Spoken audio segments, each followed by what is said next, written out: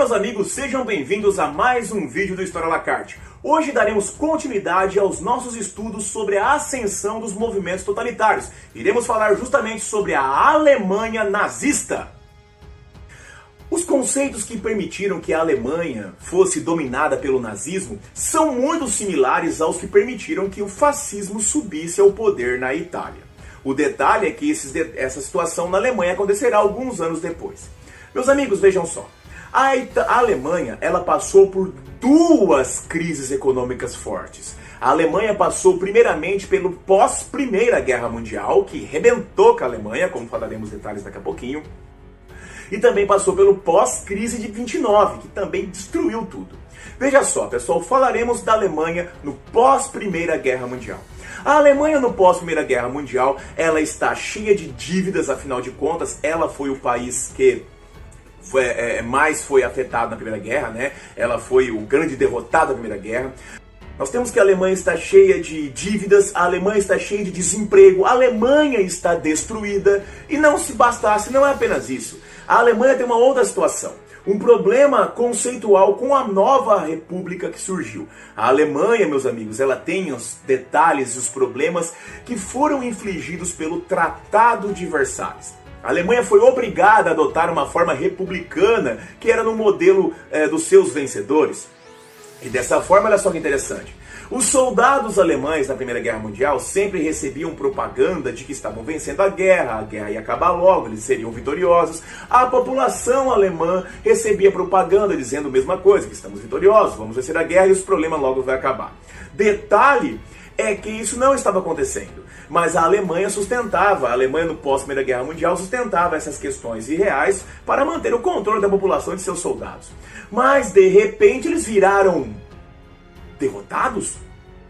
O que começa a surgir na mente desse alemão do pós-Primeira Guerra Mundial?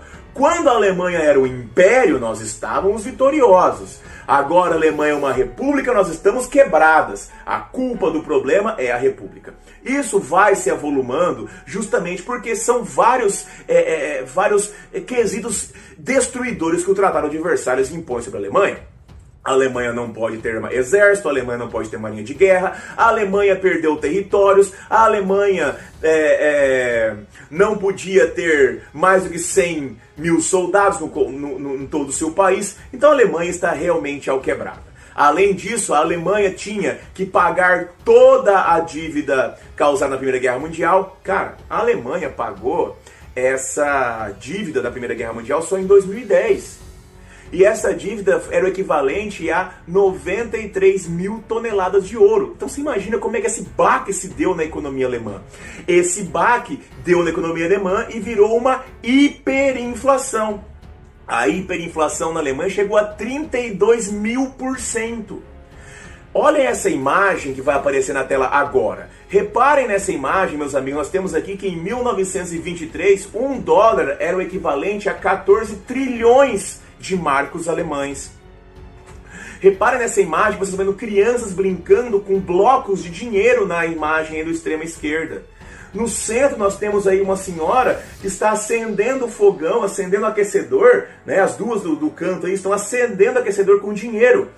Isso mostra a quantidade. E, meu amigo, se você procurar pela internet, você vai ver gente varrendo o marco alemão para dentro do bueiro. A situação da economia alemã estava completamente destruída, completamente em frangalhos. E como nós já falamos, quando nós temos ali uma pobreza generalizada, uma destruição econômica generalizada, nós temos o crescimento de partidos socialistas. Meus amigos, vários partidos, há uma crise na democracia, uma crise nesse momento, que surgirão vários partidos, não apenas os socialistas. Nós estamos enfatizando esse crescimento do socialismo, né? Mas existem outros tipos de partidos. Nós temos que na Alemanha, esse partido socialista crescerá. E a Alemanha, meus amigos, durante a Primeira Guerra Mundial, ela teve um contato muito próximo com a Rússia e, consequentemente, depois a Rússia virou União Soviética, eles continuaram mantendo esse contato. Dessa forma, nós tivemos ali que os soviéticos começaram a incentivar ainda mais o crescimento de partidos socialistas na Alemanha. E é nesse momento, veja só, gente, crise econômica, destruição financeira, hiperinflação, pobreza generalizada, que na Alemanha, em 1919, grupos socialistas tentarão tomar o poder. É o chamado Levante Espartaquista de 1919. Esse Levante Espartaquista é uma tentativa de golpe de Estado que nós temos ali surgindo ali na Alemanha. Esses indivíduos serão presos, eles serão capturados e eles serão todos, a grande maioria deles, dos líderes, aquele que não fugiu, os líderes serão executados. Mas isso não significa que o Partido Socialista Alemão deixou de existir. Reparem nesse gráfico que nós temos aqui agora, o crescimento dos números do Partido Alemão. Reparem que em 1920 haviam mais ou menos 589 mil. Depois, em 24, já temos mais de 3 milhões. E nós temos ali que isso vai chegar no máximo, o máximo de indivíduos do Partido Socialista Alemão vai chegar aqui em 1932, com 5.980.614 membros. Repare então que o Partido Socialista Alemão, ele continua importante, bom, ele continua crescendo, mas se de um lado nós tínhamos o surgimento do Partido Socialista Alemão e até o surgimento desse grupo que tentou ali um golpe de Estado na Alemanha, o Levante Espartaquista, de um outro lado, em 1919, também surgiu um outro partido. Esse partido é o DAP. O DAP, meus amigos, ele surgiu no 5 de janeiro de 1919 e tinha como líder Anton Drexler. Esse DAP, pessoal, ele é um partido que vai ser a semente do que no futuro se transformará no nazismo. Como eu comentei com vocês, pessoal, existiam vários partidos surgindo aí na Alemanha. Esses partidos, quando se encontravam em seus comícios, havia uma grande destruição e grande briga. Era uma destruição generalizada, igualzinho na Itália.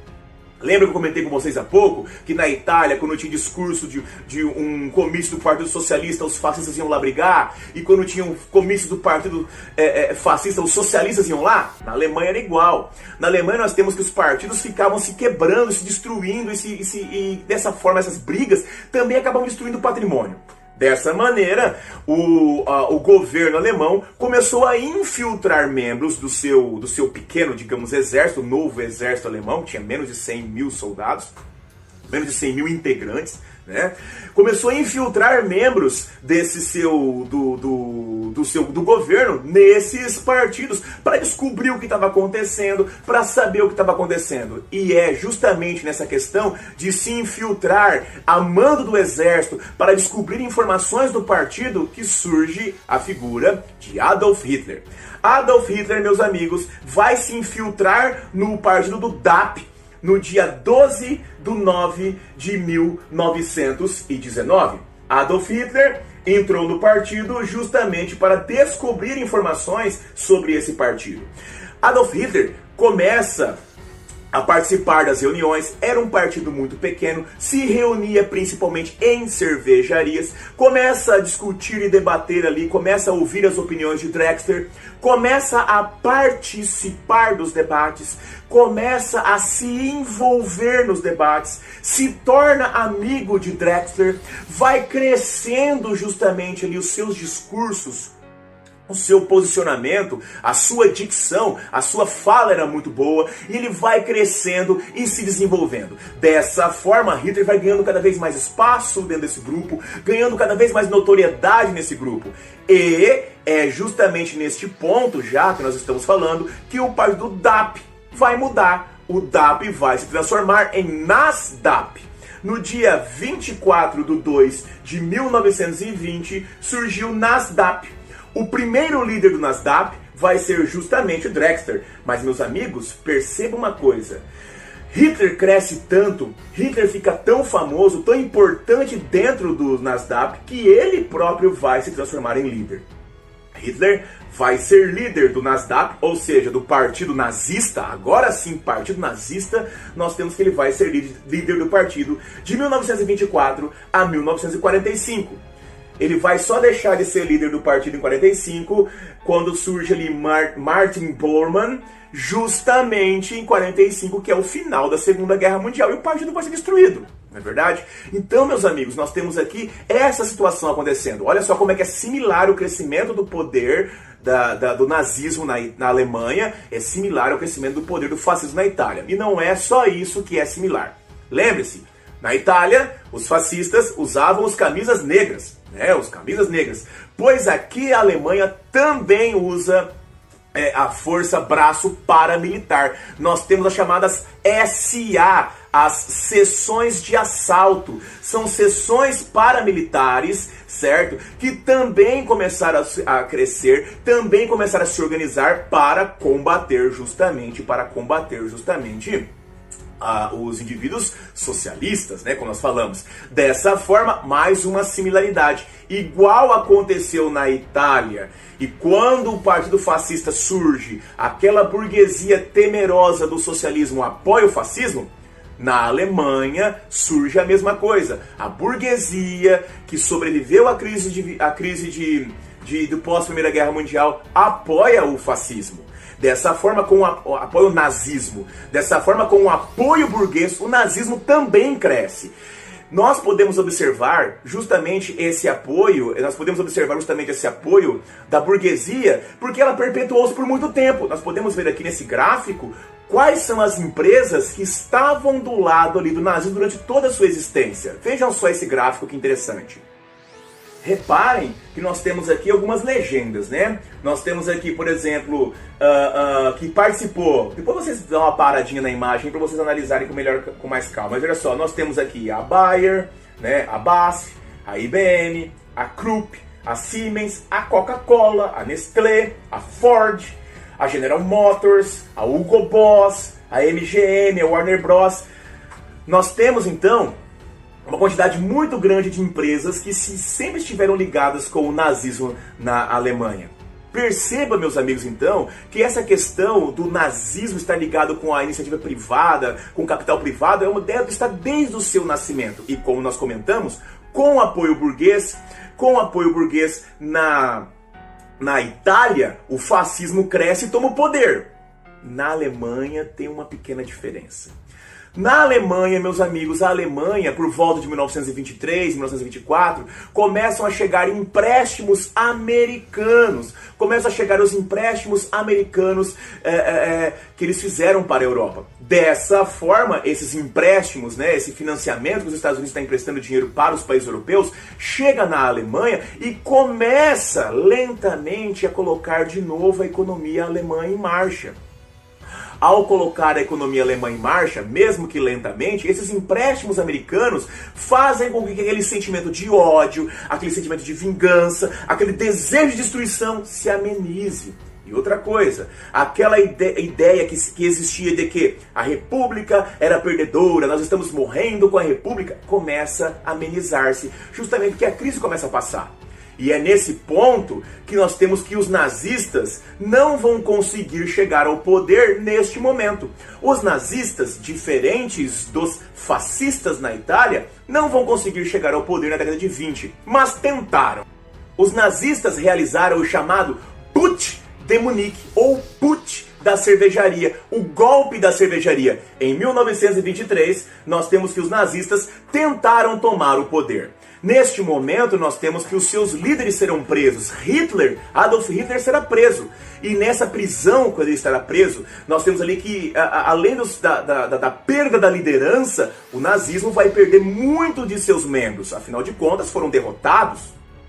E estando derrotados, não tem mais ali aquela motivação de ter gente participando. Então nós temos que, depois do fracasso do Putsch de Munique, o partido fascista ele quase desaparece. Hitler está preso, grande parte dos líderes do fascismo, grandes partes dos líderes do nazismo estarão presos. Isso enfraquece muito o movimento.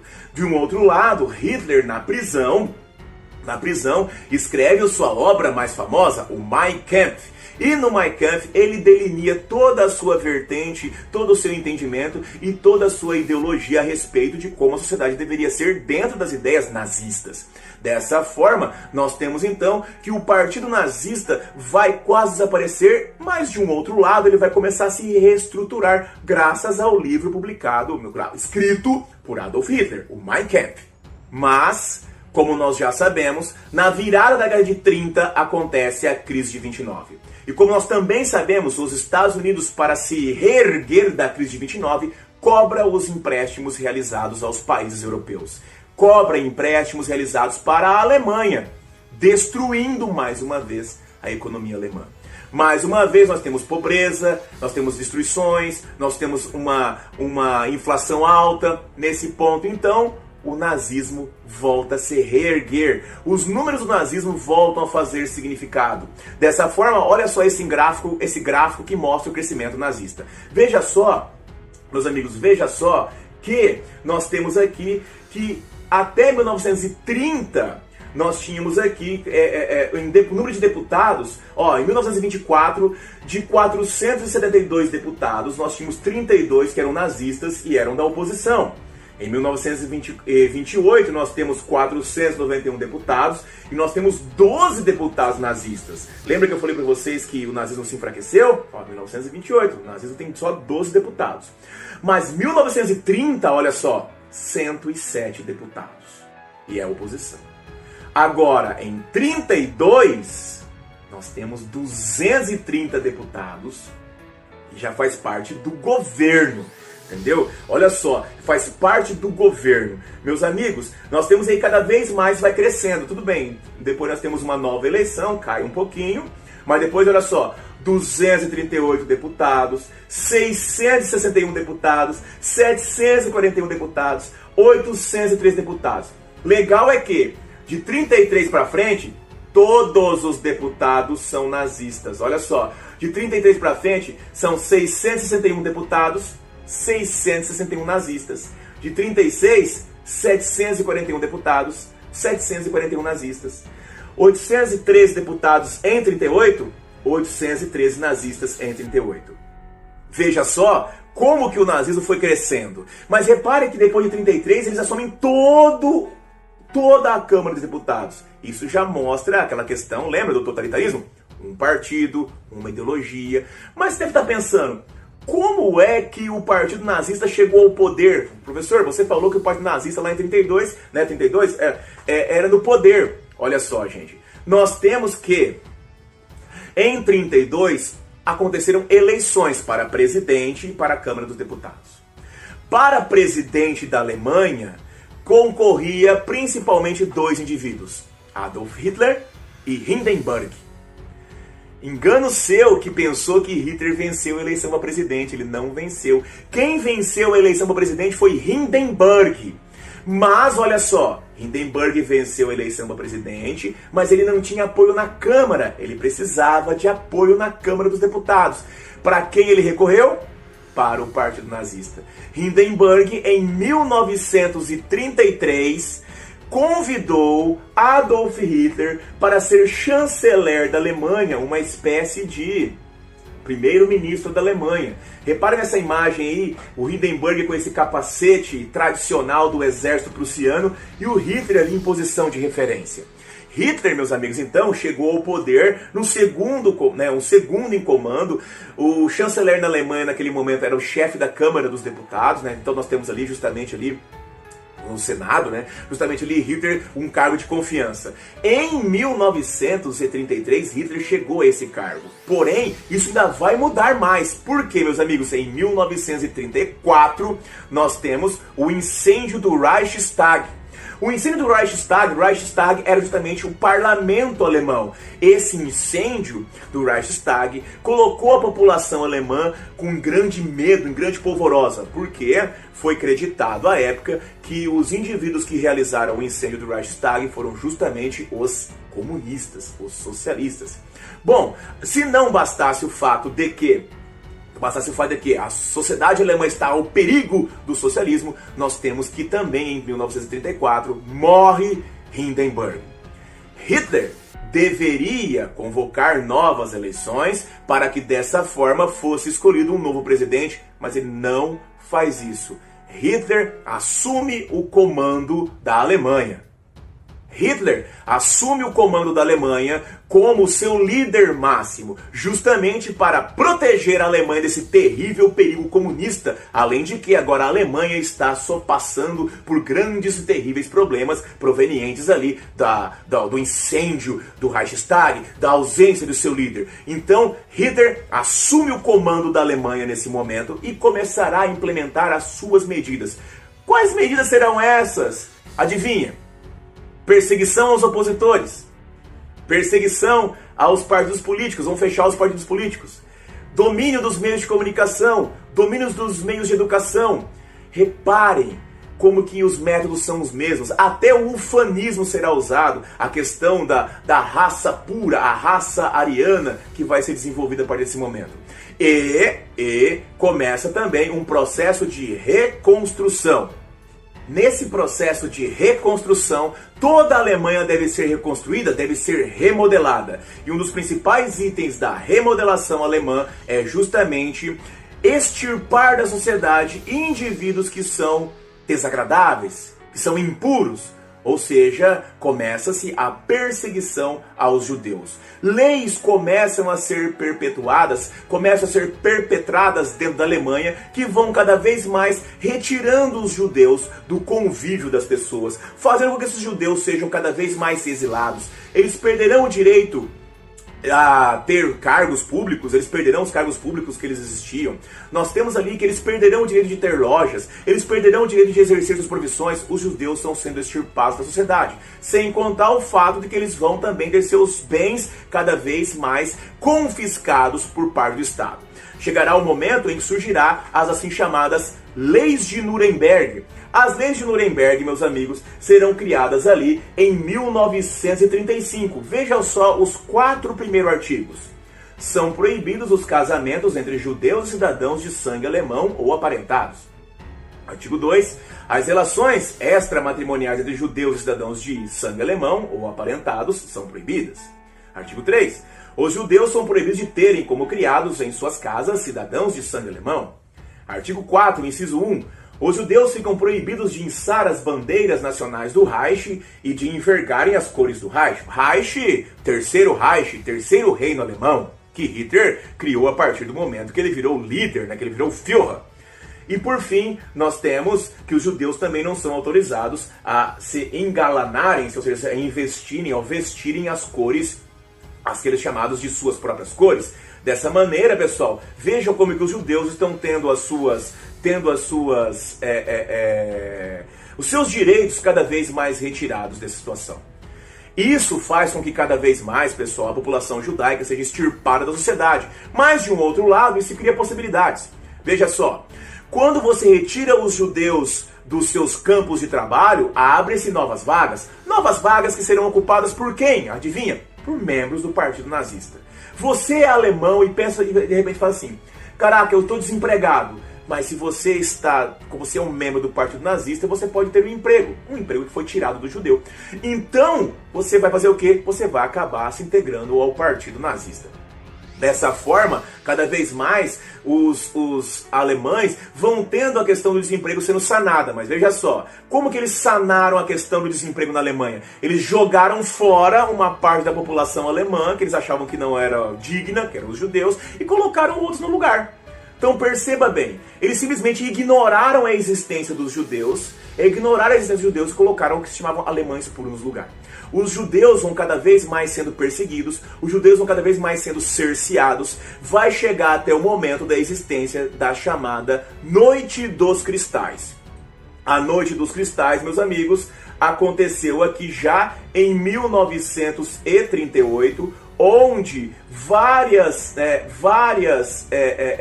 lojas, pessoas, vários locais judeus serão destruídos nesse momento aqui. Então, meus amigos, veja só que ao extirparem os judeus da sociedade, eles acabaram com, a partir daí, com essas leis ficando mais severas, acabaram colocando os caras dentro de guetos, fechavam pequenos bairros das cidades e enxotava todo mundo lá dentro. Isso é muito visível em vários filmes.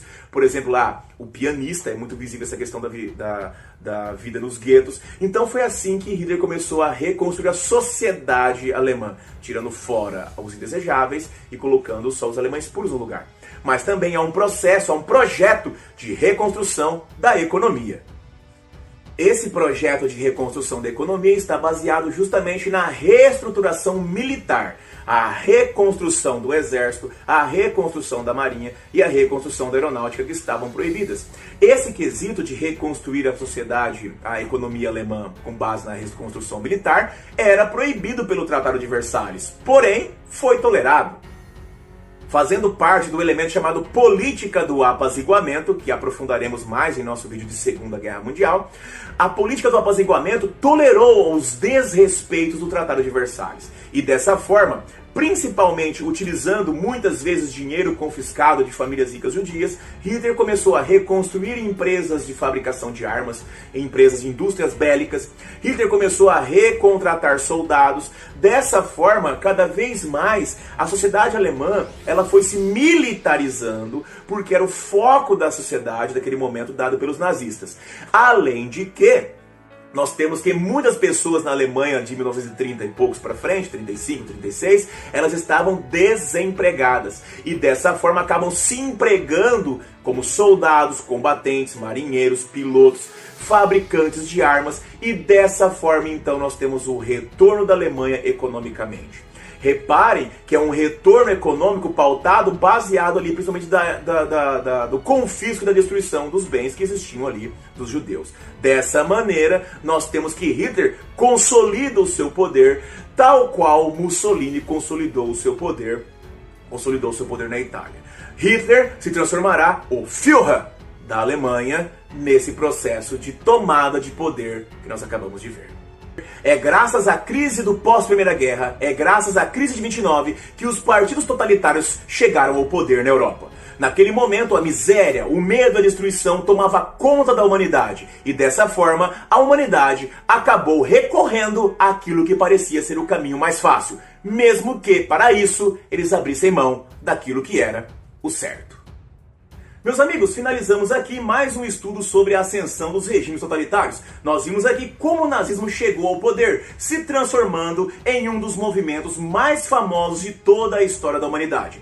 O nazismo, como nós vimos, era baseado em exclusão, baseado na expulsão de uma camada de sua sociedade, alencando-os como impuros e indesejáveis. Dessa forma, nós temos as bases sendo plantadas para aquilo que no futuro será desencadeado na Segunda Guerra Mundial.